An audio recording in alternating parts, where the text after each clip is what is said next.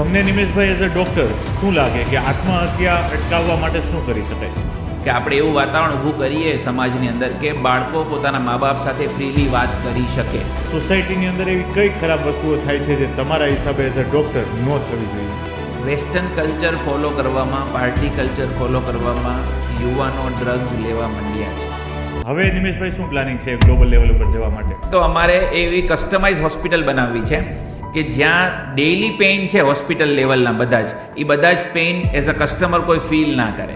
એ લોકોને ટાઈમ બહુ કન્ઝ્યુમ થતો હોય તો એ ટાઈમ કન્ઝ્યુમિંગ અહીંયા તૂટશે કે તમારે કોઈ હોસ્પિટલ જવું પડે છે, હોસ્પિટલ જવાની જરૂર ના પડે તો ત્યાંથી જ તમારો ટાઈમ ઊભો રહી જશે. જોબ કરતો હોય કે બિઝનેસ કરતો હોય તો એની રૂટીન મીટિંગ સચવાઈ રહે એ ટાઈપનું એડજસ્ટમેન્ટ તમે કરશો. એક્સપિરિયન્સ સ્ટાફ આવે ને ઘરે ડ્રેસિંગ કરી જાય એવું અમે કરીએ છીએ. સુરતમાં થશે પણ પછી આખું ઇન્ડિયા કોપી કરશે. અને કોપી માટે પણ આપણે બધા પેરામીટર્સ ફોલો કરીએ છીએ કે આપણે એને તો આ એફોર્ડ ખાલી ઇલાઇટ સેક્શન જ કરી શકશે અમીર માણસો? તો સેમ થિંગ છે ને, આપણે એના પેરામીટર્સ એવા સેટ કરશું કે સમાજના દરેક વર્ગને પોસાય એવું હોય.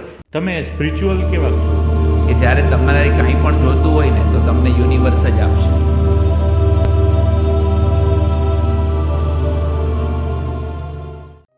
એક ખૂબ જ નાના પરિવારમાંથી આવતો છોકરો જેણે પોતે સંઘર્ષ કર્યો, બીજાના બાળકોને ભણાવ્યા અને પોતે ડૉક્ટર બન્યો. હોસ્પિટાલિટી મેનેજમેન્ટમાં જેણે એટલી ઊંચી સિદ્ધિ હાંસલ કરી કે જેણે રાધા હોસ્પિટલને એક બ્રાન્ડ બનાવવામાં ખૂબ જ ફાળો આપ્યો છે. આપણે વાત કરશું એવી મલ્ટી ટેલેન્ટેડ પર્સનાલિટી જેના ઘણા બધા બિઝનેસીસ પણ છે અને જે પોતે એક મેન્ટર છે. MSME બિઝનેસને કોચિંગ આપ્યું છે કે જેનાથી એ બિઝનેસ ડેવલપ થઈ શકે અને કોર્પોરેટ લેવલ સુધી જઈ શકે. જે પોતે ઘણા બધા નેટવર્કિંગ ગ્રુપ સાથે પણ જોડાયેલા છે. તો મુલાકાત કરીએ આપણા આજના ગેસ્ટ નિમેશભાઈ રામોલિયાને. કેમ છો Nimeshbhai? I am fit and fine. How are you Parag? બસ આનંદ છે. Thank you so much first of all inviting me in this podcast, and જેથી કરીને આપણે કંઈક મિનિંગફુલ કન્વર્ઝેશન્સ કરી શકીએ. Expecting the best from your side. તમારી થોડીક જર્ની વિશે જણાવો. જનરલી કોઈને જર્ની જાણવામાં રસ નથી હોતો. આપણે પોડકાસ્ટની જર્નીમાં એવું કહીએ કે પોડકાસ્ટમાં કોઈને જર્ની જાણવામાં રસ ન હોય, પણ આ એક એવું વ્યક્તિત્વ છે જેની જર્ની આપણે બધાએ સમજવી જ જોઈએ અને જાણવી જ જોઈએ. જર્નીમાં હું એવું કહીશ કે એકદમ નાના ફેમિલીમાંથી આવીને આ લેવલ પર પહોંચવામાં અમને 22 વર્ષ લાગી ગયા છે. તો જર્ની બધાએ કેવી જ જોઈએ જેથી કરીને લોકો મિસગાઈડ ના થાય. રાતોરાત કંઈ જ મળતું નથી. સફળતા રાતોરાત નહીં મળે. તમારે સ્ટેપ બાય સ્ટેપ આ બધું લેવું પડશે. અને આમાં મને પોતાને 22 વર્ષ લાગી ગયા છે કે કારણ કે 22 વર્ષ પહેલાં અમે સુરતમાં આવ્યા. ઓકે, સો એની પહેલાં અમે બીજા કોઈ રાજ્યમાં રહેતા હતા અને ત્યાંથી અમારે માઇગ્રેટ થઈને અહીંયા આવવું પડ્યું. અને ખૂબ જ નાના ફેમિલીમાંથી 10 બાય 10ના રૂમમાંથી આજે ધીરે ધીરે મારા મમ્મી પપ્પાની મહેનત, મારા મોટાભાઈની મહેનતથી હું ડૉક્ટર બન્યો અને અમારા પાર્ટનરોના સપોર્ટથી અમે આ રાધા હોસ્પિટલ ચલાવી રહ્યા છીએ. સો આના માટે 22 વર્ષ લાગી ગયા. સો હું દરેકને કહીશ કે સમય પહેલાં કોઈને કાંઈ મળતું નથી.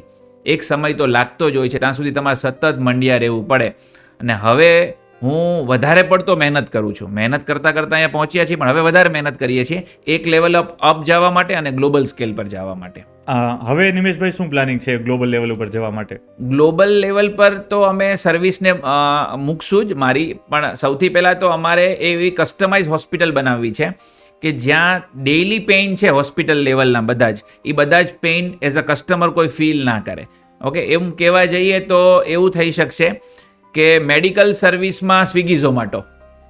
તો આ એક પ્રોબ્લેમ સોલ્વિંગ રીતના બહાર આવશે. આ પ્રોબ્લેમ સોલ્વિંગ રીતના બહાર આવશે અને આ રેવોલ્યુશનરી થવાનું છે.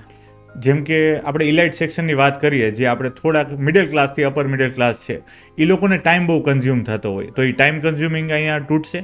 ટાઈમ કન્ઝ્યુમિંગ બહુ જ તૂટશે, કારણ કે સૌથી પહેલાં તો મહત્ત્વની વસ્તુ પેઇન પોઈન્ટ એ છે કે તમારે કોઈ હોસ્પિટલ જવું પડે છે. હોસ્પિટલ જવાની જરૂર ના પડે તો ત્યાંથી જ તમારો ટાઈમ ઊભો રહી જશે. આપણે એવી કસ્ટમાઇઝ અને પર્સનલાઇઝ સર્વિસ પર જવાના છીએ.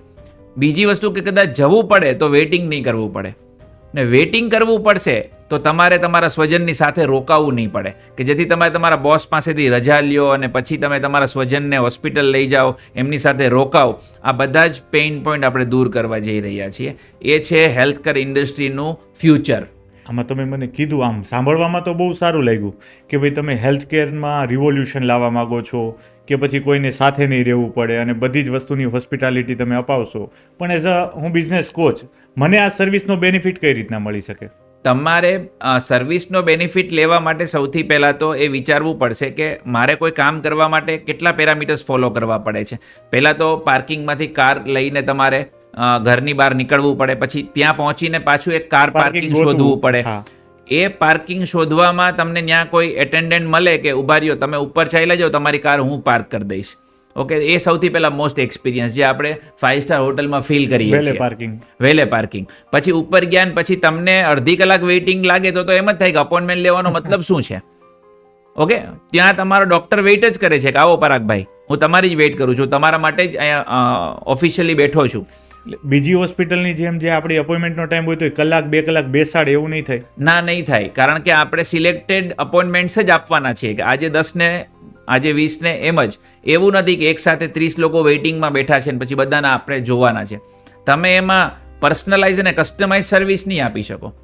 દરેક લોકોનો સૌથી મોટો પેઇન પોઈન્ટ એ છે કે એટલે ડૉક્ટરે તો ટાઈમ જ ના આપ્યો. ઓકે, ડૉક્ટર તો મારી સાથે વાત ના કરી, ડૉક્ટર બિઝી હતા, એના આસિસ્ટન્ટ સાથે વાત કરી. ના, તમને રિસેપ્શનમાં જે 1500 કે 2000 રૂપિયાની ફાઇલ કઢાવો છો ને એ ડૉક્ટર સાથે વાત કરવાના પૈસા છે.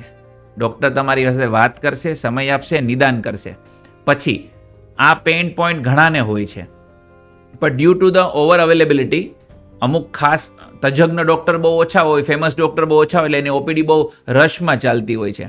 આપણે ઘણા બધા પેઇન પોઈન્ટ દૂર કરવાના છીએ અને આશા રાખીશ કે હું આ વાતમાં સાચો ઉતરું તો that would be the revolutionary in the medical field, specially in Surat. સુરતમાં થશે પણ પછી આખું ઇન્ડિયા કોપી કરશે. હા, ઇન્ડિયા કોપી કરશે અને કોપી માટે પણ આપણે બધા પેરામીટર્સ ફોલો કરીએ છીએ કે આપણે એને પાન ઇન્ડિયા લેવલ પર અને ગ્લોબલ સ્કેલ પર એને સ્કેલ કરવું છે મારે, કે કોઈ પણ જગ્યાએ તમને આ સર્વિસ મળે. સેમ લાઇક દેટ કે તમે કોઈ પણ જગ્યાએ ડોમિનોઝમાં પીઝો ખાઓ તો બધે ટેસ્ટ સરખો જ આવે છે, ડિલિવરી ટાઈમ સેમ જ છે, તો ઓપરેટિંગ સિસ્ટમ સેમ જ રહેવાની છે, હોસ્પિટાલિટી સેમ જ રહેવાની છે. તમે વચ્ચે ઓલી વાત કરતા હતા તેમાં એક શબ્દ તમે વાપરો કે તમારે તમારા સ્વજન સાથે રહેવું નહીં પડે. તો હકીકતમાં મારી વાઈફ બીમાર છે તો લાગણીનો વિષય છે, મારે એની સાથે રહેવું પડે, કામ ધંધો બંધ કરીને એની પાસે રોકાવું જોઈએ. તો આ વિશે તમે શું કહેશો?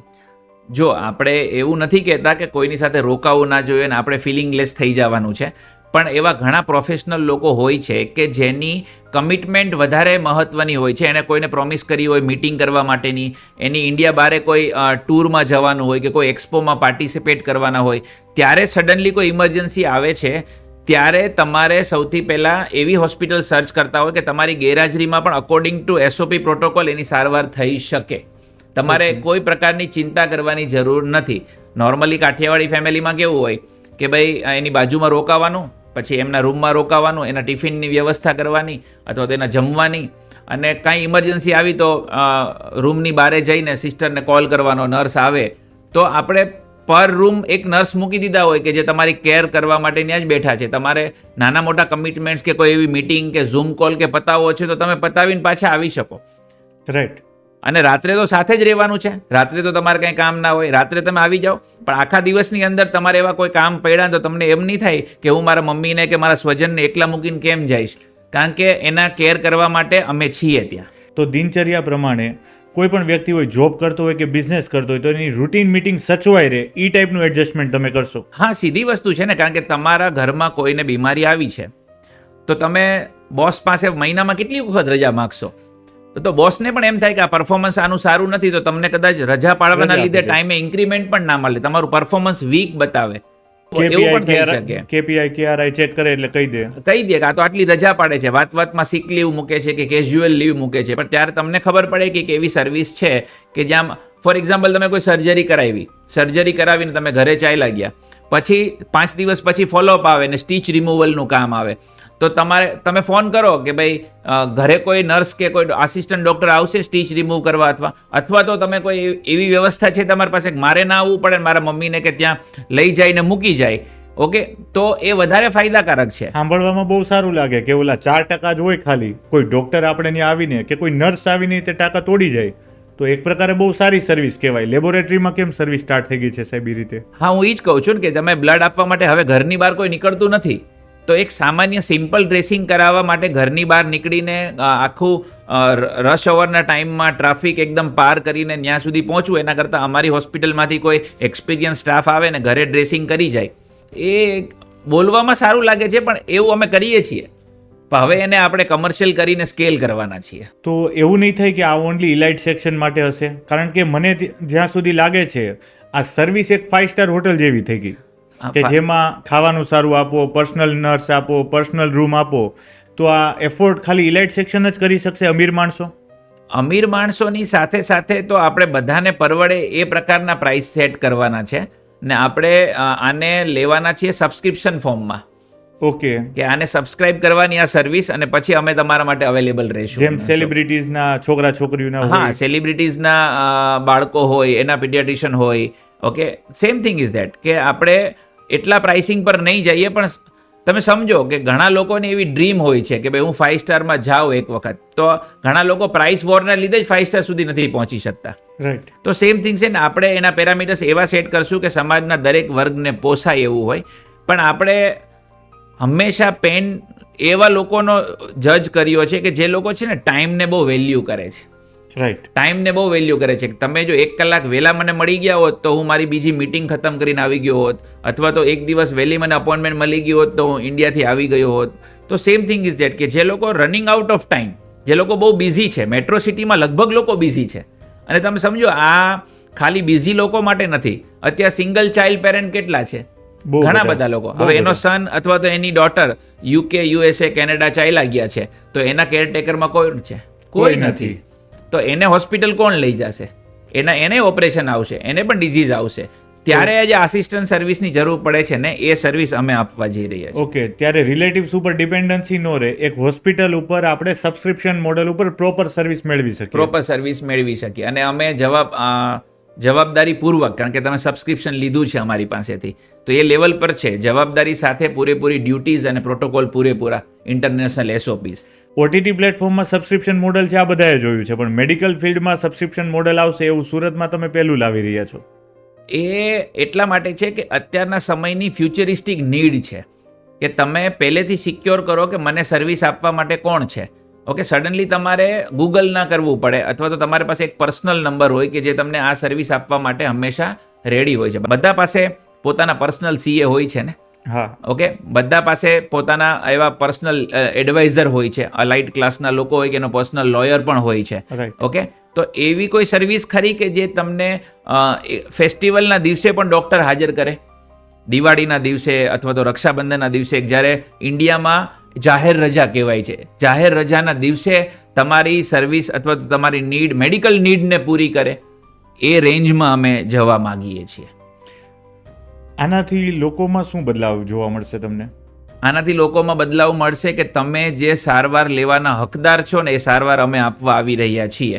કારણ કે એવી ઘણી જગ્યા એવી હોય છે કે ઘણા લોકો પ્રોપર પૈસા આપીને પણ એમને ટાઈમે અપોઇન્ટમેન્ટ ના મળતી હોય એવું બનતું હોય, ડૉક્ટર્સ ટાઈમે ના મળતા હોય એવું બનતું હોય, અથવા તો કોઈ લેવલ પર ડિસેટિસ્ફાઈ થતા હોય કે ભાઈ આ જગ્યાએ અમારે જવું છે પણ ત્યાં જતાં બહુ વાર લાગે છે, મારો અડધો દિવસ કપાઈ જાય છે, તો મારો હાફ ડે વયો જાય છે, અથવા તો બીજા સિટીમાંથી મારે એક નાનું અમથું ડ્રેસિંગ કરાવવા ત્યાં સુધી જવું પડ્યું.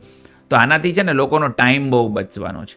મેટ્રો સિટીમાં ટાઈમ બચવું ને એ બહુ મહત્વની વસ્તુ છે. એ વાત રાઈટ છે સાહેબ, પણ મને એક મનમાં બીજો એક ક્વેશ્ચન ઊભો થયો કે ઓલરેડી ઇમરજન્સી ડિપાર્ટમેન્ટ બધી મલ્ટી સ્પેશિયાલિટી હોસ્પિટલમાં છે, તો આપણી હોસ્પિટલ એના કરતાં કઈ રીતના યુનિક છે? કારણ કે ત્યાં પણ ઇમરજન્સી સારવાર તો મળે જ છે. ઇમરજન્સી સારવાર મળશે, એ ઇમરજન્સીના પેરામીટર્સ અલગ હોય છે, પણ તમને સિમ્પલ સામાન્ય તાવ, શરદી, ખાંસી અથવા તો કોઈ નોર્મલ તાવ અથવા તો રૂટીન ચેકઅપ એવા ઘણા છે કે જેને દર 3 મહિને ડૉક્ટરને મળવા જવું પડતું હોય. ઇમરજન્સી નથી, પણ દર 3 મહિને હોસ્પિટલ જવું પડતું હોય છે. તો એ દર 3 મહિને હોસ્પિટલ લઈ જવા માટે દર 3 મહિને તમારે રજા માગવી પડતી હોય બોસ પાસેથી. તમે તમારા શેડ્યુલ મેચ કરવા પડતા હોય. તો સેમ થિંગ ઇઝ ધેટ, તમારે જે રૂટીન તમારી વિઝિટ હોય છે, એવા ઘણા રોગ છે જે વર્ષમાં 4 વખત ડૉક્ટરને મળવું પડતું હોય છે. તો 4 વખત જો તમારી પાસે કોઈ કેરટેકર હોય જે તમને આવીને લઈ જાય, મૂકી જાય, અથવા તો તમારી પાસે કોઈ એવી ફેસિલિટી હોય, તો અમે એવા પેરામીટર સેટ કરવા જઈ રહ્યા છીએ. વિથ લોજિસ્ટિક્સ ઇમ્પ્રૂવ થાય. અમે એમ્બ્યુલન્સ નહીં મોકલીએ લેવા માટે, અમે એક સ્પેશિયલ તમારા માટે કેરટેકર કાર મોકલશું, જો તમે અમારું સબસ્ક્રિપ્શન લીધેલું હશે ને, તો કે જેથી કરીને આપણે એને પ્રોપર સર્વિસ આપી શકીએ અને તમને પણ એવું લાગે કે ભાઈ મારા મમ્મીને કોઈ અથવા તો મારા સ્વજનને કોઈ પરફેક્ટ વ્યક્તિ લેવા આવેલો છે. તો આ સબસ્ક્રિપ્શન મોડલની રેન્જ શું હશે સાહેબ? એ સ્ટીલ યેટ નોટ ડિસાઇડેડ, કારણ કે આપણે એને રિવીલ નથી કરતા, કારણ કે એ મારા ફાઇનાન્સના સેક્ટરમાં જશે કે આપણે એને કઈ રીતના, પણ એવું સબસ્ક્રિપ્શન મોડલ લાવવા માગીએ છીએ કે જે બહુ ઇઝીલી અને એ કોસ્ટની અંદર તમે એને અફોર્ડ કરી શકો, જે તમારા પોકેટ પર એટલું બર્ડન ક્રિએટ ના કરે. રાઈટ. કારણ કે તમને સમજો કે અત્યારે લાઇફસ્ટાઈલ બધાની થોડી અપ થઈ ગઈ છે, તો લોકો નેટફ્લિક્સ લેવા રેડી છે, એમેઝોન પ્રાઇમ લેવા રેડી છે, સોની લીવ લેવા રેડી છે આખા વર્ષનું, અને જીમના પણ સબસ્ક્રિપ્શન તો લે જ છે ને લોકો. પછી કેટલી વખત જીમમાં જાય છે નથી ખબર કોઈને. સો આજે એક ડૉક્ટર આવ્યો છે તમને કહેવા માટે કે હું તમારી સેવામાં સતત હાજર છું, રજાના દિવસે, જાહેર રજાના દિવસે, બધી જ અમારી ટીમ હાજર છે. બિકોઝ કે અમારા બિઝનેસની અંદર છે ને સર્વિસમાં ડૉક્ટર પોતે પ્રોડક્ટ છે, ડૉક્ટર પાસે કોઈ પ્રોડક્ટ નથી. અમે પોતે જ પ્રોડક્ટ હોઈએ છીએ, એટલે અમે જેટલા અપડેટ થાય એટલી તમને સર્વિસ સારી મળે. તમારે નિમેશભાઈ આ ફિલ્ડમાં કેટલા વર્ષ થયા? અત્યારે હું મારા પ્રેક્ટિસના 15મા વર્ષમાં છું. 15 વર્ષ એક જ ફિલ્ડ સાથે રહ્યા, ક્યારે કંટાળો ન આવ્યો કે ભાઈ આ બંધ કરી દેવું છે? ના, કંટાળો ના આવે ને, કારણ કે મારા પર્સનલી માટે પૈસા કરતાં થેન્ક યુ વધારે મહત્વનું છે. જ્યારે તમે કોઈનો જીવ બચાવો, તમારી ટીમ ભેગા મળીને કોઈને જીવ બચાવતા હોય, ત્યારે જે વ્યક્તિ તમને આશીર્વાદ આપે છે ને, એનાથી એક અલગ ઉર્જા મળે છે. ઓકે. અને એનાથી અમારા રિલેશન્સ પેશન્ટ સાથે બહુ ગાઢ સંબંધો. તમને ખબર છે કોવિડમાં ઘણાના જીવ ઘણા ડૉક્ટરે બચાવ્યા છે ને.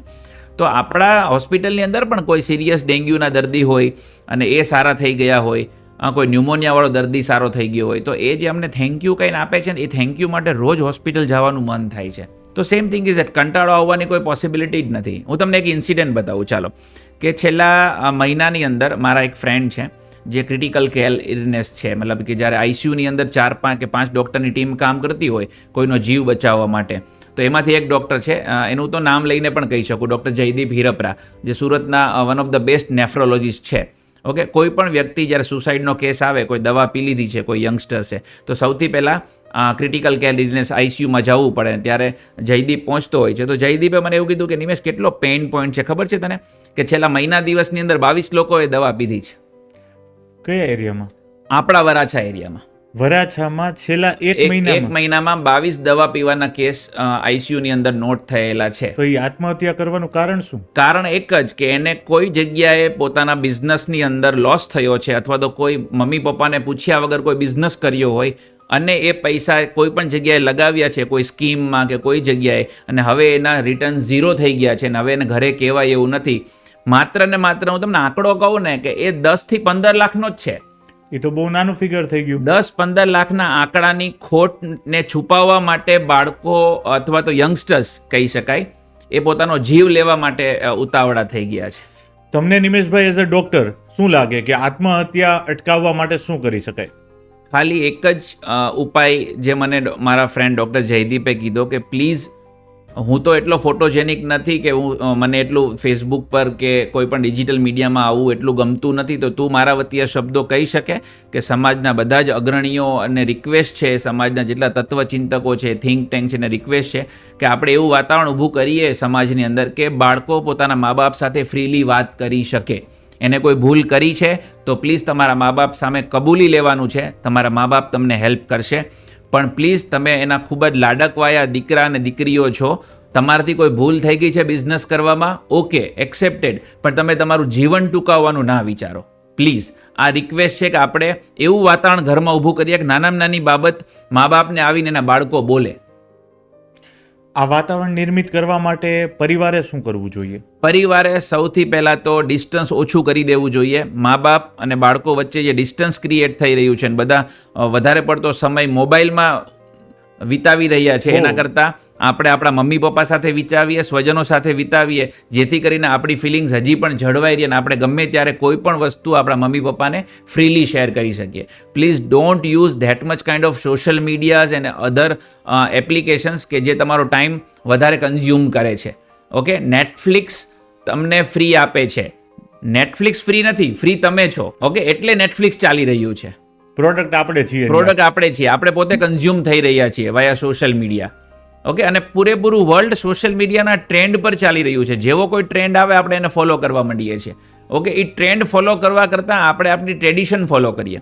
હું ફરી એક વખત કહીશ, ટ્રેન્ડ ફોલો નથી કરવાનો, ટ્રેડિશન ફોલો કરવાની છે, જે આપણા વડવાઓએ આપને આપી છે, આપણા પૂર્વજોએ આપને આપી છે, આપણા સ્વજનોએ આપને કોઈ આપી છે. એ આપણા જ્ઞાતિ ધર્મ પ્રમાણેની જે સ્થાપિત કરેલી ટ્રેડિશનને ફોલો કરવાની છે.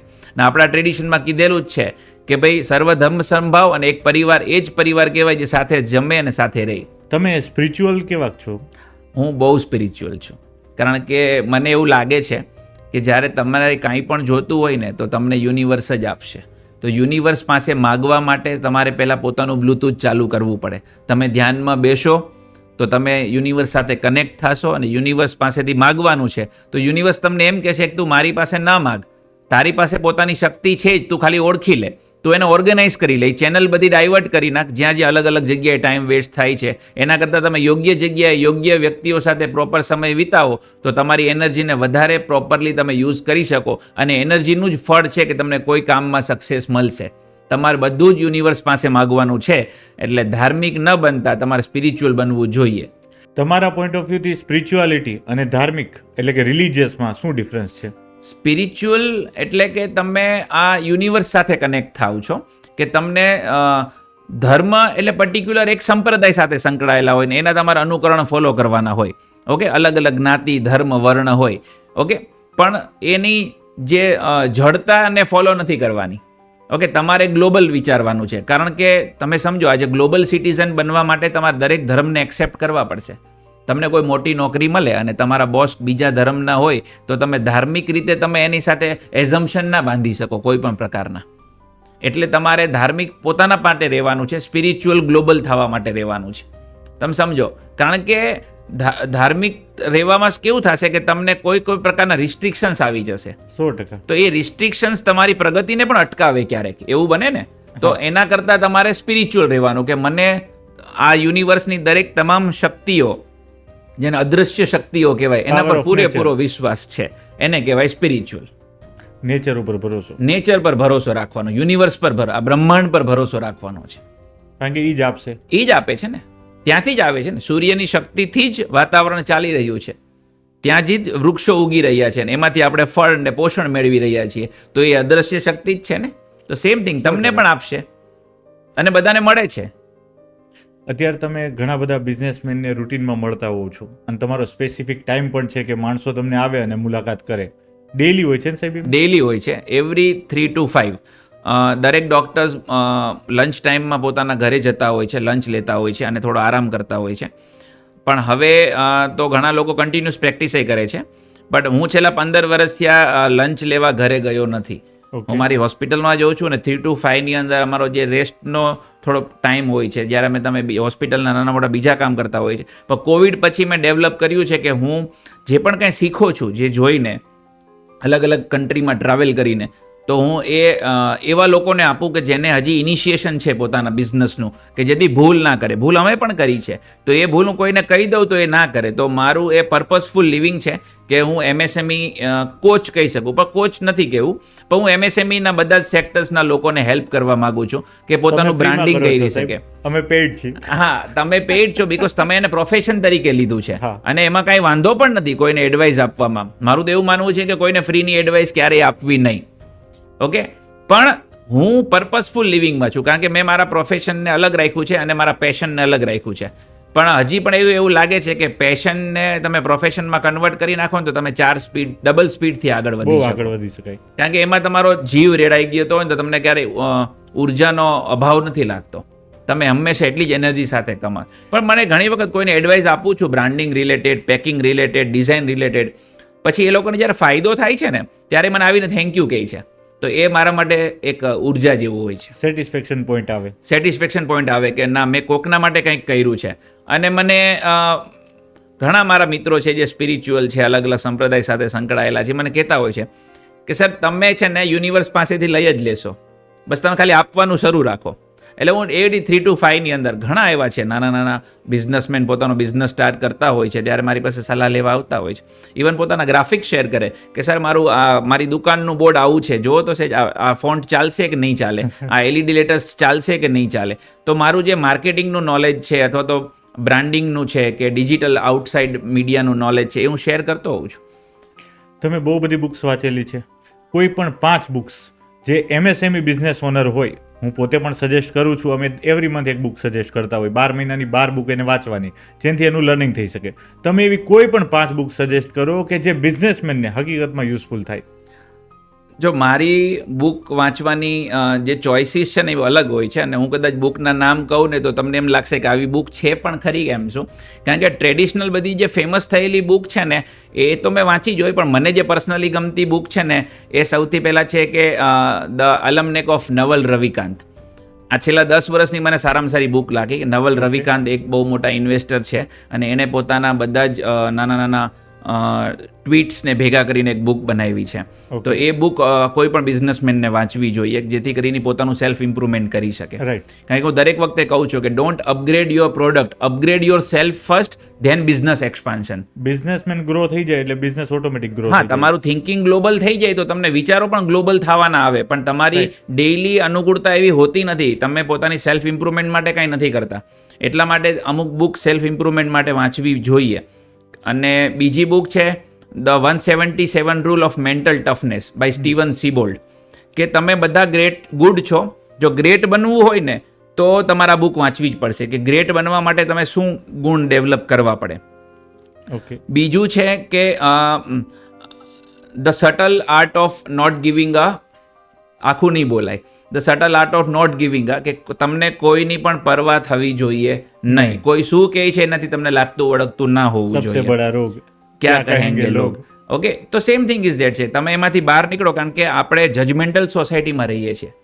આપણે કંઈક કામ કરીએ ને એટલે લોકો પોતાના ઓપિનિયન આપવા માંડે. ઓકે, આપણે આપણા ફેલિયરની તો રાહ જોતા હોય કે આ જો પડે ને એટલે જો આમને ઉપાડી લેવાનો છે હવે એમ શું. તો એ ફેલિયરને એમ્બ્રેસ કરવાનું હોય. બીજા કન્ટ્રીમાં કેવું છે કે લોકો ફેલ થાય ને તો લોકો એને કોંગ્રેચ્યુલેટ કરે કે એટલીસ્ટ તે ટ્રાય તો કરી. રાઈટ, કોંગ્રેચ્યુલેશન્સ કે તે ટ્રાય કરીને ફેલ થયો, હવે તું બીજી વખત આ કામ કરીશ તો ફેલ નહીં થાય, તારા સક્સેસ થવાના ચાન્સ વધી ગયા છે. ત્યાં ફેલિયરને એમ્બ્રેસ કરે છે લોકો, ને અહીંયા ફેલિયરને જજ કરે છે, ડિમોરલાઇઝ કરી દે, ડિમોરલાઇઝ થઈ જાય છે. ઓકે, અને બીજી વસ્તુ છે કે હું ઓટોબાયોગ્રાફી બહુ વાંચું.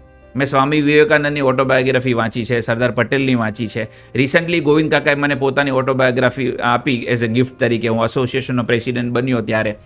તો મેં ગોવિંદ કાકાની ઓટોબાયોગ્રાફી વાંચી, એમાં એમ લખ્યું છે કે મને વીછી કરડ્યો છે. તો મને વિચાર આવ્યો કે વીછી કરડ્યા પછી કેવું પેઇન થતું હશે, તો ગોવિંદ કાકાને વીછી કરડ્યો એમ. એવા ઘણા એવા ખેડૂતો હશે કે જેને વીછી કરડતો હશે, પણ આપને એ પેઇન ખબર જ નથી. તો એ પેઇનમાંથી અહીંયા સુધી પહોંચવું એ જર્ની છે. ઓટોબાયોગ્રાફી વાંચાય એટલે હું ઘણી બધી બુક સતત વાંચતો હોઉં છું, પણ હું કરંટ મેગઝીન બધી જ વાંચું છું. જેટલી પણ ફેશન મેગઝીન છે, લાઇફસ્ટાઇલ મેગઝીન છે, જેટલી પણ જે ડેઇલી મંથલી સબસ્ક્રિપ્શનમાં મેગઝીન્સ આવતી હોય છે, એનો મને નાનપણથી શોખ વાંચવાનો. મોટો જીપી વાંચતો હોઉં છું, અને ફેશન સ્ટાઇલ, ઇન્ડિયા ટુડે છે, આઉટલુક છે. મોબાઈલમાં વાંચો સાહેબ કે અમુક ફિઝિકલ? મોબાઈલમાં વાંચું છું. ફિઝિકલ તો કેવું છે કે મારી પાસે સબસ્ક્રિપ્શન છે, એમાં બધી જ ડિજિટલી અવેલેબલ થાય છે. એટલે કોઈ પણ નાનો વેપારી છે તો એના બિઝનેસ ફેલ થવાના તમારા હિસાબે શું કારણો હોય? મારા હિસાબે જો કોઈ જાતે કરીને તો ફેલ થતું નથી, કોઈને ફેલ થવાની ઈચ્છા પણ ના હોય. બટ બિઝનેસ ફેલ થવાના કારણમાં બે છે કે સૌથી પહેલાં તો એને બિઝનેસ સ્ટાર્ટ કર્યો ને ત્યારે એને ખબર નહોતી કે એનું માર્કેટ કેટલું છે, ને એ માર્કેટની અંદર એનો રોલ શું છે.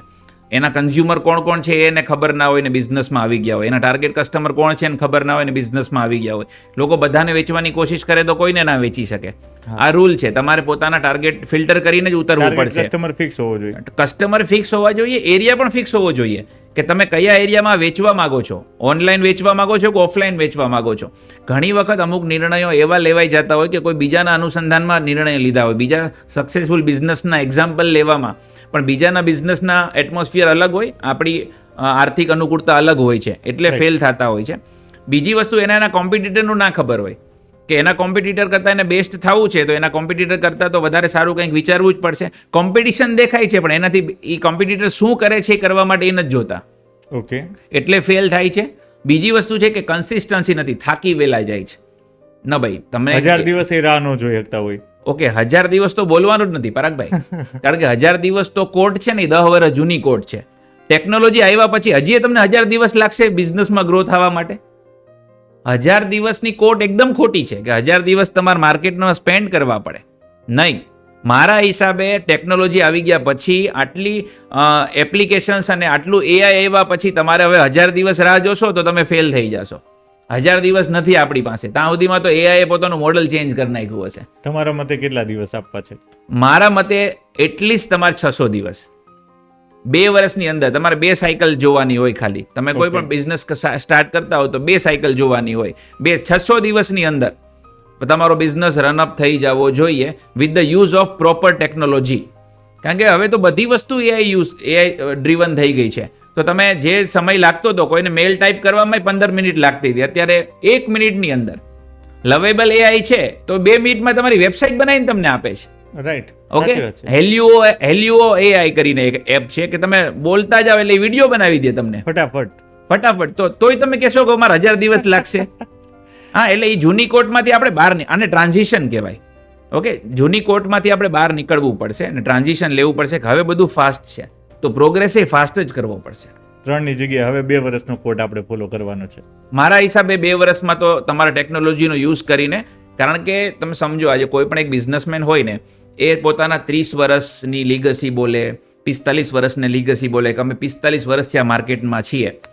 તો તમે જો 45 વર્ષ કોઈ પણ એક માર્કેટમાં રહી ગયા ને આ ટેકનોલોજી સાથે, તો you are soon to be unicorn અથવા તો સુનિકોર્ન. હા, આ સમજવા જેવું છે એમ. શું? કારણ કે ટાઈમ સ્પાન છે ને હવે તમને વધારે પ્રોગ્રેસ કરવા માટે હેલ્પ કરશે. એના જેટલો ટાઈમ સ્પાન તમારે કરવો હોય તો. પણ અત્યારે યંગસ્ટર્સનો પ્રોબ્લેમ એ છે અથવા તો કોઈ પણ બિઝનેસમેનનો પ્રોબ્લેમ એ છે કે સીધા ડાયવર્સિફાઈડ થઈ જાય છે. એક બિઝનેસની અંદર 4 દશકા કાઢવા એ હજી તો બહુ ટફ લાગે છે બધાને. એમ તરત પોતાના બિઝનેસને ડાયવર્સિફાઈડ કરવા માંડે છે, બીજા સેક્ટરમાં ચાલ્યા જાય છે.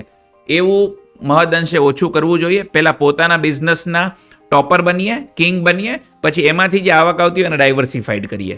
હકીકતમાં આવકને ડાયવર્સિફાઈ કરવાની હોય ને વ્યક્તિઓ, બિઝનેસમેન ને યુવાનો બિઝનેસને ડાયવર્સિફાઈ કરી દેતા હોય છે. હા, એટલે એ ટ્રેડિશનલી ભણેલા ના હોય ને.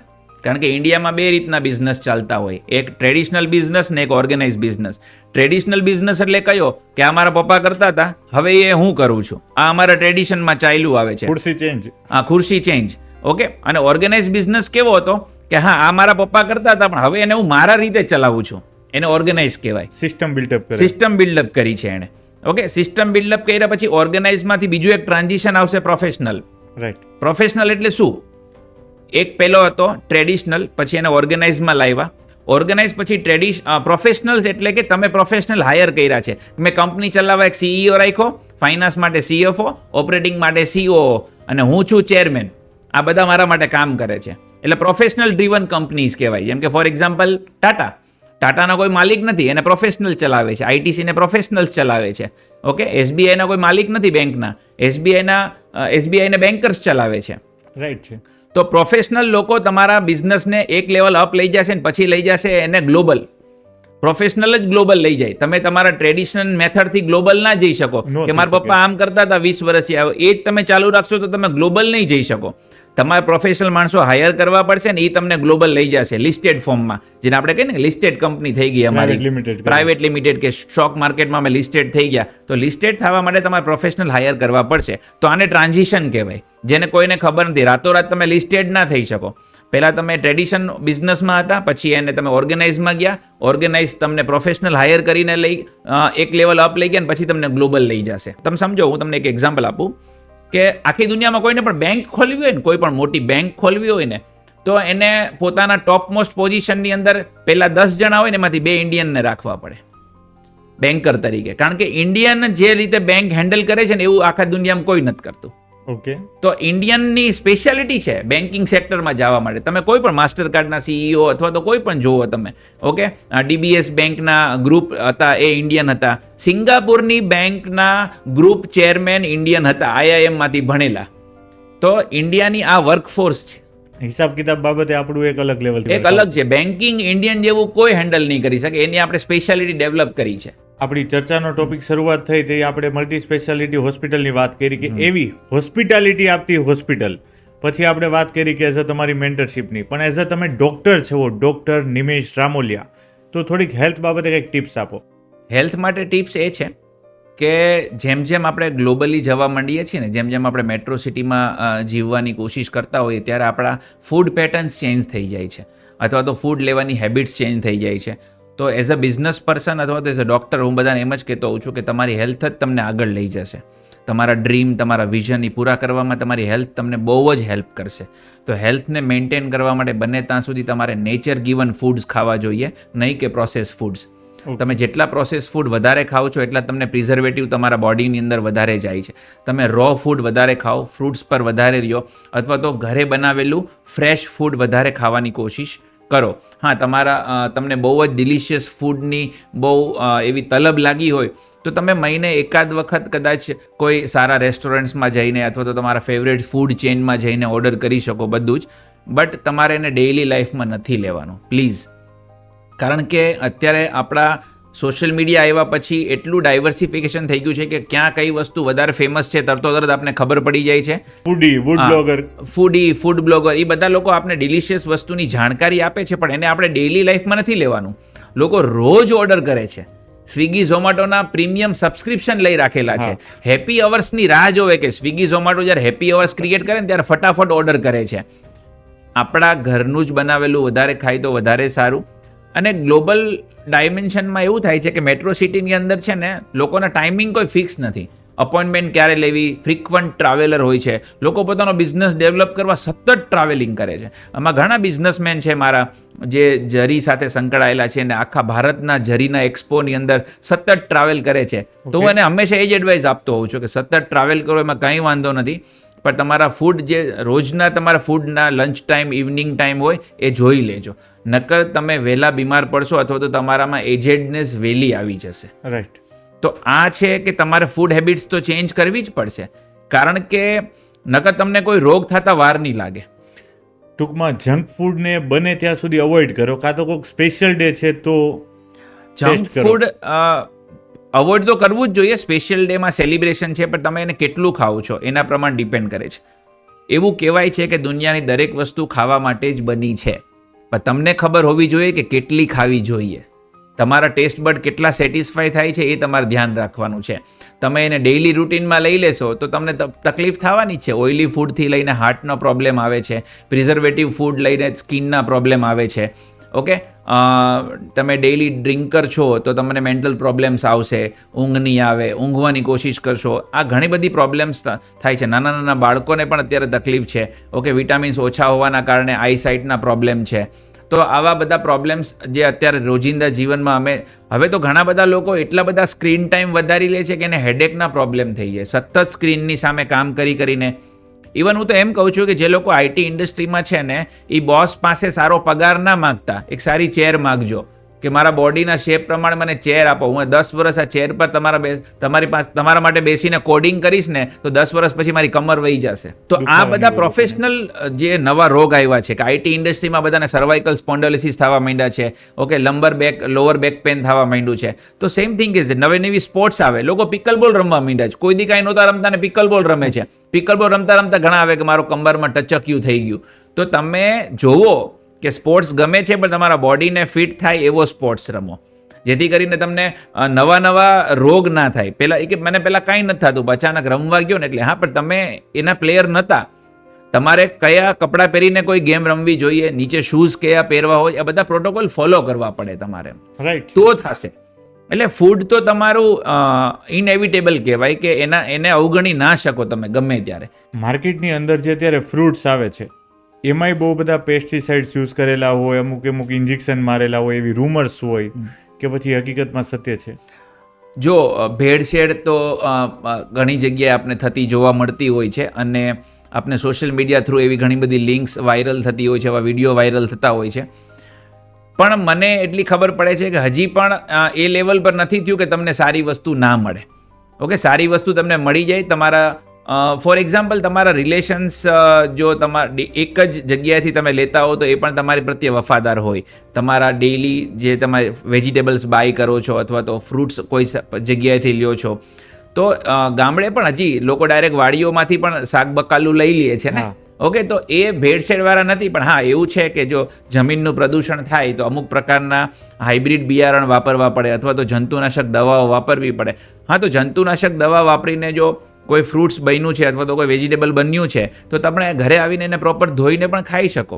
હવે આપણે એક ખેડૂતના લેવલ પર જઈને નહીં અટકાવી શકીએ એને પોતાના પાકનું ઉત્પાદન વધારવું છે એટલે અમુક દવાઓ એને વાપરવી પડતી હોય છે. પણ હા, રહી વાત ભેળસેળની, તો તમારે એઝ અ બાયર તરીકે થોડુંક તો સજાગ રહેવું પડશે કે તમે શું લઈને આવી રહ્યા છો. એ કલરફુલ છે, કેમિકલ ઓપરેટેડ છે, એ તમારે જાતે પોતાની બુદ્ધિશક્તિથી જોવું પડશે કે આ ભેળસેળ તો નથી ને. કારણ કે તમે એઝ અ બાયર તરીકે લેવા જાઓ ત્યારે બધું ચકાસીને લાવવાનું છે. આપણે ઘણી જગ્યાએ ભેળસેળ નહીં રોકી શકીએ, પણ આપણી જાતને તો સજાગ કરી શકીએ ને. નિમેશભાઈ, તમે કેટલા કન્ટ્રી ફરેલા છો? હું 7-8 કન્ટ્રી ફરેલો છું અત્યાર સુધીમાં. બીજા કન્ટ્રીની અંદર અને આપણી કન્ટ્રીની અંદર શું સમાનતા અને વિવિધતા તમને જોવા મળી? જો વિવિધતા તો ભારતમાં વધારે વિવિધતા છે, કારણ કે આપણે મલ્ટીકલ્ચરલ અને મલ્ટી લેંગ્વેજ વાળો દેશ છે, એટલે વિવિધતા અહીંયા વધારે છે. ત્યાં વિવિધતા નથી, પણ ત્યાં કેવું છે કે ત્યાં સિવિક સેન્સ અને ગવર્મેન્ટના રૂલ્સ રેગ્યુલેશન્સ એવા છે ને કે લોકોને ફરજિયાત રૂલ્સ રેગ્યુલેશન્સ ફોલો કરવા પડે છે. ઓકે, ત્યાં ટ્રાફિક સિગ્નલ્સ તોડવાના પણ એટલા ફાઇન હોય છે કે જેથી કરીને લોકો ટ્રાફિક સિગ્નલ તોડતા ડરે છે. ત્યાં ભેળસેળના કાયદા એવા છે કે શોપકીપર કોઈ પણ પ્રકારનું ભેળસેળ કરવાની હિંમત નથી કરતા. તો એવા કાયદાઓના લીધે છે ને એ કન્ટ્રી વધારે ડેવલપ્ડ છે એમ તો નહીં કહી શકાય, બટ એ સજાગ છે. ત્યાંનો બાયર પણ પોતે સજાગ છે. ઓકે, ફોર એક્ઝામ્પલ તમે સમજાવું કે ત્યાં પ્રિસ્ક્રિપ્શન વગર દવા લેવી મુશ્કેલ છે. તો આપણા દેશની અંદર તો કોઈ પણ જગ્યાએ તમે ફોન પર દવા લખાઈ શકો, પોતાના ડૉક્ટરને ફોન કરીને દવા લખાઈ શકો. તો ત્યાં એનો ડ્રોબેક છે કે ડૉક્ટર નહીં મળે તો એને ત્યાં સુધી સહન કરવાનું. અને ઇન્ડિયાનું મેડિકલ ફિલ્ડ એ છે કે આપણે નજીકમાં કોઈ પણ જગ્યાએ ડૉક્ટર અવેલેબલ થઈ જાય છે. પણ ત્યાં સિવિક સેન્સ બહુ સારો છે કે જેથી કરીને ભીડવાળી જગ્યામાં આપણે બહુ ઓછી એવી જગ્યાએ સાંભળીએ કે વિદેશમાં મંદિરમાં કોઈ ભીડભાડ થઈ અને ઘણા લોકોને અગવડતા પડી અને ઘણા લોકો મૃત્યુ પામ્યા. આપણા અહીંયા એવા ઘણા આપણે પેરામીટર્સમાં ઇન્સિડન્ટ સાંભળવા મળતા હોય છે. તો એ જ છે કે ભીડમાં પણ તમારા સિવિક સેન્સ શું હોવા જોઈએ, આપણે લાઇનમાં કેમ ઊભું રહેવાય, ઓકે, આપણી આગળ ઊભો છે એને કેમ આપણે પહેલો જવા દઈએ, એવા સિવિક સેન્સ ડેવલપ કરવાના છે. બીજી વસ્તુ છે કે ટેકનોલોજીનો વધારે ઉપયોગ કરીને આપણે રોડ રસ્તા વધારે સારા કેમ બનાવી શકીએ જેથી કરીને એક્સિડન્ટ ના થાય, રેશ ડ્રાઇવિંગ ના થાય. ત્યાં રેશ ડ્રાઇવિંગના પણ બહુ મોટા નિયમો છે. ઓકે, તમારા ડ્રાઇવિંગ લાઇસન્સ કેન્સલ થઈ જાય છે. ઓકે, વુમન સેફટી રિલેટેડ ત્યાં પેરામીટર્સ થોડા વધારે સારા છે. તો જેથી કરીને એવા કાયદા જો અહીંયા બને તો આપણે વધારે લોકો બીકના મારે કોઈ નિયમો તોડવાની કોશિશ ના કરે. રૂલ્સ રેગ્યુલેશન થોડાક સ્ટ્રિક્ટ હોવા જોઈએ. રૂલ્સ રેગ્યુલેશન સ્ટ્રિક્ટ હોવા જોઈએ. અને આપણે ત્યાં થોડું ઘણું કરપ્શન પણ આપણે જોઈ શકીએ છીએ. એ દરેક કન્ટ્રીમાં હોય, પણ તમે એને કઈ રીતે હેન્ડલ કરો છો એના પર ડિપેન્ડ કરે છે. ઓકે, ફોર એક્ઝામ્પલ ડેઇલી કરપ્શન્સ કયા નડતા હોય છે કે તમે કોઈ પણ ગુનો કરીને પૈસા આપીને છૂટી જાઓ તો અસંતોષની ભાવના ઊભી થાય. પણ આપણી ગવર્મેન્ટ વધારે સજાગ છે. જેમ સુરતની અંદર by thankful to the government કે આપણે ટ્રાફિક સિગ્નલ ફોલો કરીએ છીએ. તો ટ્રાફિક કતારગામ વરાછા બધે સ્ટાર્ટ થઈ ગયા, બધે જ ટ્રાફિક સિગ્નલ બહુ સ્ટ્રિક્ટલી ફોલો થાય છે. તો જેથી કરીને લોકોને ખબર પડી કે આપણે ઘરેથી નીકળીએ ત્યારે 10 સિગ્નલ આવે તો દરેક જગ્યાએ આપણે 1-1 મિનિટ ઊભું રહેવું પડશે. તો આપણે સામેવાળાને પણ એટલો જ ટાઈમ આપીએ છીએ કે હું આટલી મિનિટમાં ત્યાં પહોંચીશ. તો ટ્રાફિક સિગ્નલથી ખૂબ જ ફાયદો થયો છે કે લોકો ગાડી ધીમી હાંકે છે કે આપણે આગલા સિગ્નલે ઊભું રહેવાનું છે. તો સેમ થિંગ એક્સિડન્ટ થતા ઓછા થઈ ગયા. તો આ ટેકનિક્સ ને હવે તો આપણે એઆઈ પર ચાલ્યા જશું કે આપણે ફાઇન કરીએ છીએ તો આપણી ઘરે મેમો આવી જાય છે, ફોટો પડેલો આવી જાય છે, તો લોકો હેલ્મેટ પહેરતા થયા છે, સીટ બેલ્ટ પહેરતા થયા છે. તો ધીઝ આર ધ થિંગ્સ કે ડિફરન્ટ કન્ટ્રીની પોતાની ચલાવવાની અલગ રીત હોય અને ઇન્ડિયાને આપણા અલગ રીતે ચાલતું હોય, પણ ધીરે ધીરે ઘણું બધું ચેન્જ થાય છે. તમે જેમ વિકાસ લઈઓ, આપણે બુલેટ ટ્રેન આવી જશે, મેટ્રો ટ્રેન સુરતમાં આવી જશે, તો એના સેન્સમાં વિકાસ આવશે તો એના રિલેટેડ ઘણા બધા બીજા ચેન્જીસ પણ આવશે. અમુક કુદૂષણો જેને કહીએ આપણે, હા, એવા ઘણા ક્રાઇમમાં પણ આગળ થાય. લોકો પાસે ટેકનોલોજી આવે તો તમને ખબર છે મોબાઈલમાં ફ્રોડ થવા માંડ્યા, લિંક આવે તો તમારા પૈસા કપાઈ જાય છે. ઓકે, ડિજિટલ અરેસ્ટ જેવું થવા માંડ્યું છે. એટલે જેમ વિકાસ થતો હોય એમ જે તજજ્ઞ લોકો આગળ વધતા હોય એમ એવા અસામાજિક તત્વો છે એ પણ વિકાસનો ઉપયોગ કરે અને ટેકનોલોજીનો ઉપયોગ કરીને વોટ્સએપ કોલ મારફતે અથવા તો કોઈ લિંક મોકલીને ફાઇનાન્શિયલ ફ્રોડ કરે છે. તો આપણે એનાથી બચવાનું છે. ઓકે, આપણે વિકાસને અટકાવી નહીં શકીએ કે ભાઈ ટેકનોલોજી નહીં વાપરવાની, આનાથી આવું થયું હતું. યુપીઆઈ આવ્યા તો યુપીઆઈના પણ સ્કેમ થવા માંડ્યા છે. કોઈ સ્કેનર મોકલીને આપણા પૈસા આપવાને બદલે લઈ લે છે. તો એનો મતલબ એમ નથી કે કાલથી આપણે યુપીઆઈ વાપરવાનું બંધ કરી દઈએ. આપણે પોતે સજાગ થવાનું છે. વેસ્ટર્ન કલ્ચર આપણી અંદર ડેવલપ તો થાય છે ધીમે ધીમે, પણ સોસાયટીની અંદર એવી કઈ ખરાબ વસ્તુઓ થાય છે જે તમારા હિસાબે એઝ અ ડૉક્ટર ન થવી જોઈએ? વેસ્ટર્ન કલ્ચર ફોલો કરવામાં, પાર્ટી કલ્ચર ફોલો કરવામાં યુવાનો ડ્રગ્સ લેવા માંડ્યા છે. મહેરબાની કરીને આપણે ગમે એ રીતે એક સામાજિક અગ્રણી તરીકે અથવા તો એક સોશિયલ વર્કર તરીકે કે સજાગ સિટીઝન તરીકે આ સમાજના એક ભાગરૂપે જ્યાં પણ આવું થતું હોય ને એની માહિતી આપણે આગળ સુધી પહોંચાડીએ ઓથોરિટી સુધી. અધરવાઇઝ આપણા બાળકોનું ને યુવાનોનું ભવિષ્ય ખૂબ જ અંધકારમય છે. લોકો ડ્રગ્સના રવાડે ચડી ગયા છે. ડ્રગ્સ એક એવી વસ્તુ છે જે ક્રાઇમ ઇનિશિએટ કરે છે. ફોર એક્ઝામ્પલ, હું તમને એક્ઝામ્પલ આપું કે તમારે કોઈને દારૂ પીવાની આદત છે, તો દારૂ એ ઇઝીલી કોઈ જગ્યાએ ઓથોરાઇઝ જગ્યાએ બીજા રાજ્યમાં કોઈ જગ્યાએ દુકાનેથી મળે છે એટલે લોકો ઇઝીલી લે છે. પણ ડ્રગ્સ મળતું નથી ને અને મોંઘું મળે છે એટલે લોકો ક્રાઇમ પણ કરી લે છે. કારણ કે ડ્રગ્સ લેવા માટે પૈસાની જરૂર હોય. યુવાનો ઘરમાંથી ચોરી કરવા માંડ્યા છે અથવા તો કોઈ ક્રાઇમ કરીને પૈસા લે છે ડ્રગ્સ લેવા માટે. તો ડ્રગ્સ છે ને એ ક્રિમિનલ એક્ટિવિટીનું એક દ્વાર છે. આજે ડ્રગ્સની આદત પડી ગઈ તમને, પછી તમારે એને રોજ લેવું છે તો રોજ તમારી પાસે પૈસા નહીં હોય.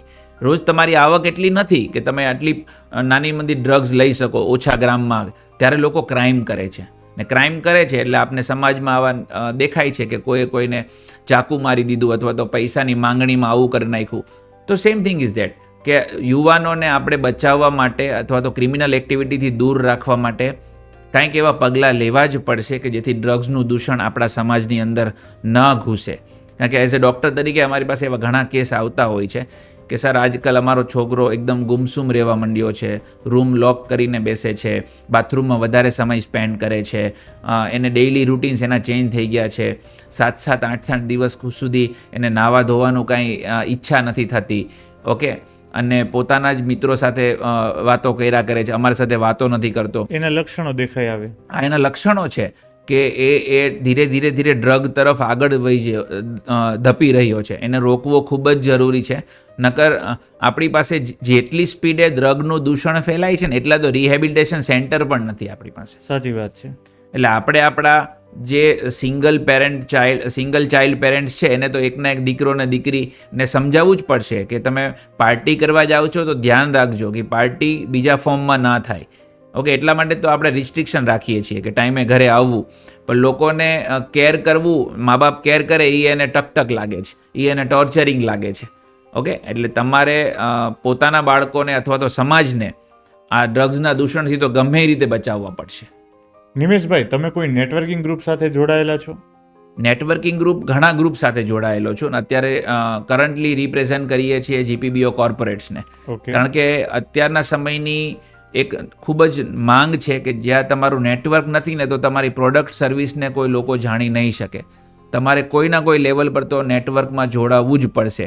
જેમ સુરતમાં સૌથી પહેલું નેટવર્ક બન્યું ચેમ્બર ઓફ કોમર્સ, એ પણ એક નેટવર્ક જ છે. એક બિઝનેસમેનોએ ભેગા મળીને ચેમ્બર્સમાં પોતાનું નામ લખાયું. તેના અલગ અલગ પ્રકારના ઘણા નેટવર્ક આવ્યા કે જે લોકોની પોતાની રેગ્યુલર બિઝનેસ મિટિંગ કરીને એકબીજાને રેફરન્સ આપે છે. તો આનાથી ઓથેન્ટિસિટી વધી જાય છે. બધી જ વસ્તુ તમે ઓનલાઈન ગૂગલને નહીં પૂછી શકો કે ક્યાં કઈ વસ્તુ કેમ મળે છે, કારણ કે એના રેટિંગ્સ કેટલા ઓથેન્ટિક છે એ પણ આપને ખબર ના હોય.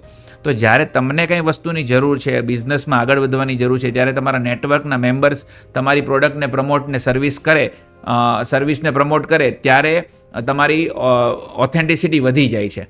એની ગુડવિલ તમારી સાથે જોડાય છે. એટલે આઈ મસ્ટ રેકમેન્ડ કે ઈચ એન્ડ એવરી મેમ્બર્સને નેટવર્કિંગ તો કરવું જ જોઈએ. Networking is a right now need of a expansion of a business. Congratulation Nimeshbhai કે તમે વરાછા મેડિકલ એસોસિએશનના પ્રમુખ બન્યા છો. બીજી કઈ કઈ સંસ્થાઓ સાથે તમે કનેક્ટ છો? હું ઘણી બધી સંસ્થાઓ સાથે કનેક્ટેડ છું, પણ અલગ અલગ સંસ્થામાં આપણે વોલેન્ટિયર તરીકે કામ કરતા હોઈએ. હું રોટરીમાં પણ છું, ઓકે, GPBOમાં પણ છું, સરદારધામ સાથે કનેક્ટેડ છીએ અને વરાછા રોડ મેડિકલ એસોસિએશનનો હું પ્રેસિડેન્ટ છું. તો પ્રેસિડેન્ટ તરીકે આવ્યા પછી એ મારી જવાબદારીઓ વધી જતી હોય છે કે આપણે લોકો માટે શું કરીએ, લોકોને વધારે કઈ રીતે સારી સુવિધાઓ આપી શકીએ.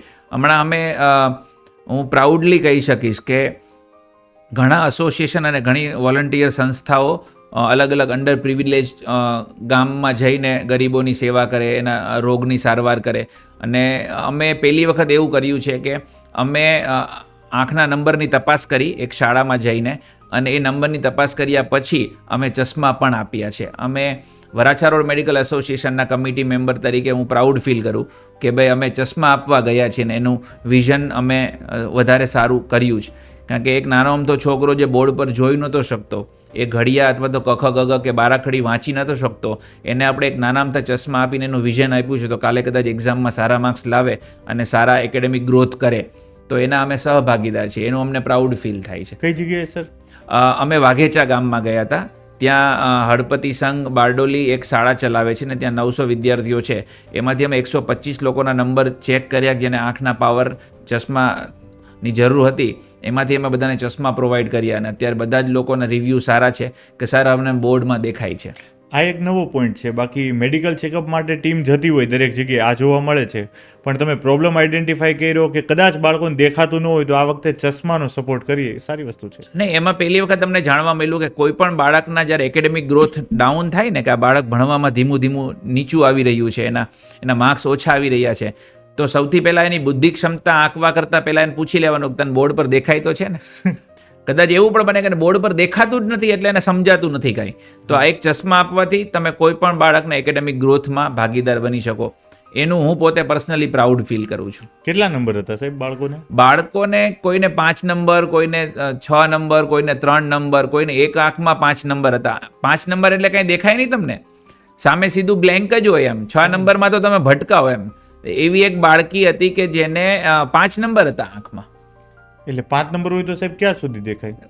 2 ફૂટનું વિઝન, સીધો એક ધબ્બો જ દેખાય. 5 નંબર હોય ને ત્યારે બોર્ડમાં તો કાંઈ ના દેખાય. એમ શું, એને એક આંખમાં ખબર નથી, કારણ કે એને એક આંખ સારી હતી ને એક આંખ ખરાબ હતી, તો એ એક આંખે બધું જોઈ લેતી હતી. આ આંખ ખરાબ છે એને ખબર જ નહોતી. ઓકે, આપણે એક આંખ બંધ કરીને પછી વાંચવાનું કીધું ત્યારે ખબર પડી કે આમ જ નથી દેખાતું. રાઈટ. તો આ ટ્રાન્સફોર્મેશન્સ લાવવાની જરૂર હતી, જે અમે લાવવાની કોશિશ કરીએ છીએ. અને સદભાગ્યે ભગવાને અમને ડૉક્ટર બનાવી અને અમે આવું કંઈક સારું કામ કરીએ છીએ કે સમાજને કંઈક આપી શકીએ. કારણ કે એવો રૂલ છે કે તમને જેટલું પણ સમાજમાંથી મળ્યું છે ને એ તમારે પાછું તો આપવાનું છે. ઓલવેઝ રિટર્ન આપવા માટે હંમેશા રેડી રહેવું જોઈએ. ગ્રેટિટ્યુડ નેચર નેસેસરી છે. ગ્રેટિટ્યુડ તો યુનિવર્સને પણ કહેવાનો છે અને જેને જેને તમારી જર્નીમાં તમને હેલ્પ કરી છે ને એ બધાને ગ્રેટિટ્યુડ કહેવાનું છે કે થેન્ક યુ સો મચ, તમારા લીધે જ અમે આગળ છીએ. હવે તમે અમને વધારે ગાઈડન્સ આપો કે અમે સમાજ માટે શું કરી શકીએ. સમાજ માટે કોઈ મેસેજ તમારે આપવો હોય તો? એઝ અ ડૉક્ટર તરીકે હું એમ જ કહીશ કે સ્વચ્છ જીવન જીવો, રોજ કંઈ એક્ટિવિટી કરો, એક્સરસાઇઝ કરો, જેથી તમારે દવાખાને ના આવવું પડે, અને સારું ખાઓ કે જેથી કરીને તમને ફૂડ બોર્ન ડિઝીઝ ના થાય. તમારી મેન્ટલ હેલ્થનું વધારે ધ્યાન રાખો. લોકો ફિઝિકલ હેલ્થનું ધ્યાન રાખે છે, જીમમાં જાય છે, પણ પોતાની મેન્ટલ હેલ્થનું ધ્યાન નથી રાખતા. સૌથી મહત્ત્વની વસ્તુ છે તમારું શરીર. પણ ભારત દેશની અંદર સૌથી વધુ અવગણે ને કોઈ વ્યક્તિ તો એ પોતાની જાતને જ અવગણે છે. પોતાની જાતને મહત્ત્વ આપીએ, જેને સેલ્ફ લવ કહેવાય છે. પોતાની મેન્ટલ હેલ્થનું ધ્યાન રાખીએ. અને એઝ અ બિઝનેસ કોચ હંમેશા એટલું કહીશ કે તમે બીજાથી ઇન્સ્પાયર થવાનું છે, બીજાની કોપી નથી કરવાની. સમય લાગશે, તમને પણ સક્સેસ મળશે, પણ ત્યાં સુધી તમારે માર્કેટમાં ટકી રહેવાનું છે. જો તમે થોડીક પણ ગીવઅપ કર્યું ને સક્સેસ મળવાની જશે ને તમે ગીવઅપ લઈ લેશો ને તો તમારો ગ્રોથ અટકી જશે અને તમે કંઈક જે તમારા સપનો વિચાર્યા હશે એ નહીં પૂરા કરી શકાય. અને ઇટ્સ ઓકે, તમે ફેલ થાવ છો, તમારાથી નથી થતું તો એક્સેપ્ટ કરી લો કે મારાથી નહીં થાય. દુનિયામાં દરેક લોકો દરેક વસ્તુ કરવા માટે બનતા જરૂરી નથી એમ કે બધું બધાથી થાય માટે ન હોય. અને બીજી વસ્તુ છે કે હું તો એમ કહું છું કે એવા દુનિયામાં ઘણા લોકો છે કે જે કાંઈ નથી કરતા, તો એ નહીં કરવાનો પણ એને દુઃખ નથી. ઇટ્સ ઓકે, કાંઈ નથી કરતા. ન કરવું એ જરૂરી નથી, સમય આવશે તો કરશે. પણ આપણે સીધા જજમેન્ટલ થઈએ છીએ, કાં તો કાંઈ નથી કરતો. હવે નથી કરવું, એની જરૂરિયાતો સીમિત છે, અથવા તો એમાં ન કરવામાં પણ ખુશ છે, તો કોઈની ખુશી માટે તમારે એડવાઇસ નથી આપવાની કે તારે ખુશ કેમ રહેવું જોઈએ. બધાને પોતાની ખુશી જેમાંથી મળતી હોય એ લઈ જ લેતા હોય છે. નિમેશભાઈ, તમે મારી જેમ સ્કૂલની અંદર અને કોલેજની અંદર સેશન લેવા જાઓ છો એઝ અ ડૉક્ટર તરીકે, ત્યારે બાળકો સાથે વાર્તાલાપ શું કરો? મને છે ને બાળકો સાથે વાતો કરવી બહુ જ ગમે. કારણ કે ઘણી વખત મને એવું લાગે છે કે હું સ્કૂલમાં જ્યારે ભણતો હતો ત્યારે કેમ આવા સ્પીકર અથવા તો આવા વક્તા અથવા આવા ઓરેટર બહુ ઓછા આવ્યા કે જેથી કરીને અમને કંઈ ગાઈડલાઇન્સ મળી. એમ તમે આ ઓરેટર વર્ડ ક્લિયર કરી દો, કારણ કે ઘણા બધા ઓડિયન્સને ખ્યાલ નહીં હોય. જો સ્પીકર છે ને એ કોઈ પણ બની શકે. કોઈ પણ વ્યક્તિ હાથમાં માઇક લઈ જાય ને એટલે બોલે એ સ્પીકર. ઓકે, પણ જ્યારે ઓરેટર શબ્દ આવે, ઓરેટર એટલે કે લોકોને પકડી રાખે, લોકોને જકડી રાખે ને એના શબ્દોમાં એટલી તાકાત હોય ને કે કોઈ ઊભા ના થાય.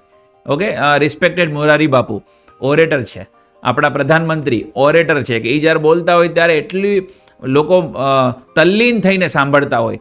તો ઓરેટર વર્ડ છે ને એ ખૂબ જ બહુ ખાસ લોકો માટે બનેલો છે કે એને આપણે સ્પીકર તરીકે નહીં થંભાવી શકીએ, એનું ધ્યાન ન ભટકાવે. એનું ધ્યાન નથી ભટકે. આપણે ઓરેટર બનવાનું છે જેથી કરીને લોકો તમને એકદમ સિરિયસલી સાંભળે. તો હું બાળકો સાથે વાતો કરતો જ હોઉં છું કે ભાઈ તમારે જીવનમાં માર્ક્સ ઓછા આવે ને તો ગભરાવાની જરૂર નથી, કારણ કે માર્ક્સ દરેક જગ્યાએ કામ નહીં આવે. હા, તમને કોઈ જગ્યાએ એડમિશન લેવામાં કામ આવશે અથવા તો કોઈ સીટ લેવામાં કામ આવશે, પણ તમે જ્યારે પ્રોફેશનલ લાઈફમાં આવશો ત્યારે તમારી પાસે સ્પીકિંગ સ્કિલ નહીં હોય, ડ્રેસિંગ સ્કિલ નહીં હોય, ગ્રૂમિંગ સ્કિલ નહીં હોય, લોકો સાથે વાત કરવાની સ્કિલ નહીં હોય, ઇન્ટરપર્સનલ સ્કિલ નહીં હોય, ટોકિંગ સ્કિલ નહીં હોય, તો એ સ્કિલ માટે તમારે પછી પર્સનાલિટી ડેવલપમેન્ટના ક્લાસ કરવા પડશે. 100%. ઘણી વખત તમે એકેડેમિકલી ખૂબ જ સારા હોવ છો છતાં પણ તમને પ્રમોશન નથી મળતું. શું કામે? કારણ કે તમે ટીમ કલ્ચરમાં કામ નથી કરતા. કંઈક ઘટતું હોય. એ કંઈક ઘટવા માટેની પછી કોલેજ નથી.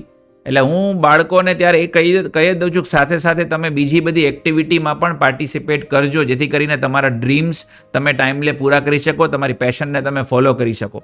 કારણ કે મૂળ મુદ્દો જ છે કે લોકોને ગ્રોથ ટાઈમે નથી મળતો, લોકો સક્સેસ ટાઈમે નથી થઈ શકતા. એનું મૂળ કારણ એ છે કે એને જ્યારે જે લેવલનું શિક્ષણ મળવું જોઈએ ને એ લેવલનું શિક્ષણ મળ્યું નથી. તમને શું લાગે છે શિક્ષણ કઈ રીતે હોવું જોઈએ? મારું પર્સનલી એવું માનવું છે પરાગભાઈ કે શિક્ષણમાં હંમેશા થિયરી અને પ્રેક્ટિકલ અને સોશિયલ સ્કિલ્સ બધી એક સાથે લોકોમાં ડેવલપ કરવાની છે, જેથી કરીને કદાચ કોઈ સબ્જેક્ટમાં ઓછા માર્ક્સ આવે છે કોઈ પણ બાળકને તો એ બાળક ડિપ્રેશનમાં ના જવું જોઈએ.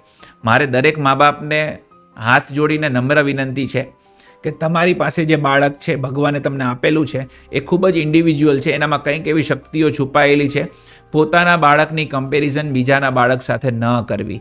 તમારા બાળકને માર્ક્સ ઓછા આવે છે તો એને બીજી સ્કિલ હશે, એને તમે વધારે ફ્લરિશ કરો, પોલિશ કરો, પણ બીજા બાળકને સારા પર્સન્ટેજ આવે છે તો તારે પણ આવવા જ જોઈએ. એ કમ્પેરિઝનમાં તમારું બાળક મૂંઝાઈ રહ્યું છે, એ તમારી સાથે વાત કરવામાં ડરે છે, એ તમારી સાથે પોતાના શોખ શેર કરવામાં ડરે છે, એને મ્યુઝિકમાં જવું છે, સ્પોર્ટ્સમાં જવું છે, પણ તમારી આકાંક્ષા, મહત્વાકાંક્ષાઓ એવી છે કે જે જબરજસ્તી તમે એના પર ના થોપી શકો. ઓકે, તમારા બિઝનેસ ચલાવવા માટે અથવા તો તમારે એને ફરજિયાત MBA કરાવવું જ જોઈએ, એને નથી કરવું, એ કરશે તો પણ બહુ ખરાબ બનશે અને પછી કામ નહીં કરે તમારી સાથે. તો મૂળ વસ્તુ એ છે કે જબરજસ્તી તમે કોઈને પણ કાંઈ કરાવી શકો નહીં. એના લીધે મારે દરેક બાળકને કહેવું છે કે તમે બીજી બધી સ્કિલ પર પણ એટલું જ ધ્યાન આપજો, કારણ કે ડૉક્ટર બનવા માટે પણ લિમિટેડ સીટ છે, એન્જિનિયર બનવા માટે પણ લિમિટેડ સીટ છે. જો તમને કોઈ સીટ નથી મળતી તો તમારે એનો વસવસો આખી જિંદગી રાખવાની જરૂર નથી. જો તમારા મનનું ધાર્યું થાય તો બહુ સારું, અને ના થાય તો એના કરતાં પણ વધારે સારું કે તમે કાંઈક બીજા કામ કરવા માટે બીજી યોજનાઓ ભગવાને તમારા માટે બનાવેલી હશે, એટલે જેથી કરીને તમે ડિપ્રેશનના ભોગ ના બનો. ખૂબ સરસ વાત કરી નિમેશભાઈ તમે, કે પોતાના બાળકોના તમે ટ્રસ્ટી બનો, માલિક બનોમાં, અને બાળકોને સમજવાનો પૂરતો પ્રયત્ન કરો. એ સમજવું ખૂબ જ જરૂરી છે, કારણ કે જ્યારે તમે તમારા પાછલા જીવનમાં જે ટેકાની રાહ જોઈ રહ્યા છો કે તમારા બાળકો તમારો ટેકો બને, તમારી સેવા ચાકરી કરે અથવા તો તમારું ધ્યાન રાખે તમારા રિટાયરમેન્ટનું, પણ તમે તમારા બાળકો સાથે એવા સંબંધ ડેવલપ નથી કર્યા ને એટલે એ તમારી સાથે ભવિષ્યમાં પણ રહેવા માટે રેડી નહીં થાય, કારણ કે તમારી જો હુકમીનો ભોગ તમારે તમારા બાળકોને બનાવવાનો નથી. ઓકે, એ જેટલા માર્ક્સ લાવે એને એમ્બ્રેસ કરો. હા, એને એક્સ્ટ્રા ફેસિલિટી આપો, થોડા વધારે હોશિયાર બનાવી શકાય એક્સ્ટ્રા કોચિંગ આપીને કે કોઈ સારા આમતા ઇન્સ્ટિટ્યૂટમાં મૂકીને, પણ તમારે જ આ બનવું હતું અથવા તો તમે જે જીવનમાં નથી બની શક્યા એનો વસવસો તમે તમારા બાળકોમાં પૂરો નથી કરવાનો. એને કંઈક બીજા પ્લાન છે અથવા તો ભગવાન એને અલગ આ સ્કિલ આપીને આ દુનિયામાં મોકલેલા છે, તો તમારે જબરજસ્તી ના કરવી જોઈએ. આ મારું દરેક પેરેન્ટ્સને નમ્ર વિનંતી છે. અધરવાઇઝ ઘણી વખત કેવું થાય કે તમારા બાળક તમારું નથી માનતું, એના માટે તમારે પેરેન્ટિંગના ક્લાસ કરવા જવું પડે છે. ઓકે, ઘણા પેરેન્ટ્સને જરૂર છે જ પેરેન્ટિંગના ક્લાસ કરવાની. ઘણા ધોકાવતા હોય, પછી ઘણા એમ કે મોટો થઈ ગયો, મારું માનતો બંધ થઈ ગયો, પણ એમાં ક્યાંક ને ક્યાંક ઘરના વાતાવરણ એ ખૂબ જવાબદાર હોય છે. બાકી તમે માનશો નહીં નિમેશભાઈ, આપણે પૂછીએ ને કે ક્રિકેટ ટીમના 5 પ્લેયરના નામ તો આવડતા હોય, બાળકના 5 મિત્રોના નામ તો વાલીઓને ન આવડતા હોય. એટલે તમારા બાળકનું સર્કલ કયું છે, તમારું બાળક કોની સાથે ઉઠે બેસે છે. મેં તો ઘણા એવા પેરેન્ટ્સ જોયા છે કે સ્કૂલે પેરેન્ટ્સ ટીચર મિટિંગમાં ખાલી મમ્મી જ જાય છે, પપ્પા નથી જતા, કારણ કે એને બિઝનેસમાં બિઝી હોય છે. પણ તમારું બાળક એવું ઈચ્છે છે કે બીજાના મમ્મી પપ્પા આવે તો મારા મમ્મી પપ્પા પણ આવે, કારણ કે એને ત્યાં થોડી એમ્બેરેસ ફીલ થાય છે. જવાબદારીનો વિષય છે, જવું જોઈએ દરેક વાલીઓએ. જવું જોઈએ, કારણ કે આ બધું કોના માટે થાય છે? તમારી આર્થિક અનુકૂળતા, તમારી સામાજિક પ્રતિષ્ઠા, આ બધાનો ઉપયોગ કોણ કરશે? તમારું પોતાના ફેમિલી. સંતાનો. તો સંતાનોને તમે ટાઈમ નથી આપતા, તો ભવિષ્યમાં આજે તમે સંતાનોને ટાઈમ નહીં આપો, પછી તમારા રિટાયરમેન્ટમાં તમારા સંતાન તમને ટાઈમ નહીં આપે. ઈ આ વિશેષ workaholic સાયકલ બનશે. છે. વર્કહોલિક બની જશે, વિશિયસ સાયકલમાં ફસાઈ જશે. સેમ. ખૂબ મજા આવી નિમેશભાઈ તમારી સાથે વાતો કરીને, અને તમે તમારો કિંમતી સમય અમને આપ્યો એ માટે તમારો ખૂબ ખૂબ ધન્યવાદ. Thank you so much, Paragભાઈ. Even I feel happy to share some of my thoughts with you, so that by this channel you can navigate these thoughts to the society. કે કોઈના કોઈ માધ્યમથી આપણે સમાજને એક સારો મેસેજ આપી શક્યા. કેટલા દિવસથી અમારા મનમાં હતું કે યુવાનો જે આપઘાત કરે છે ને, પ્લીઝ ના કરે 10-12 લાખ રૂપિયાની નાની અમથી રકમની અંદર. પણ મારા ફ્રેન્ડ જયદીપે મને કીધું, અને આજે હું અહીંયા બોલ્યો છું, તો તમારા પોડકાસ્ટના માધ્યમથી સમાજના કોઈ લેવલ પર જાય તો આનાથી વિશેષ હું મારી જાતને વધારે ભાગ્યશાળી નહીં સમજી શકું કે તમે મને પોડકાસ્ટ પર ઇન્વાઇટ કર્યો ને હું અત્યારે આ કન્વર્ઝેશન આપણું પૂરું થયું. આજનો આ પોડકાસ્ટ સેશન ખૂબ જ મહત્વપૂર્ણ રહ્યો.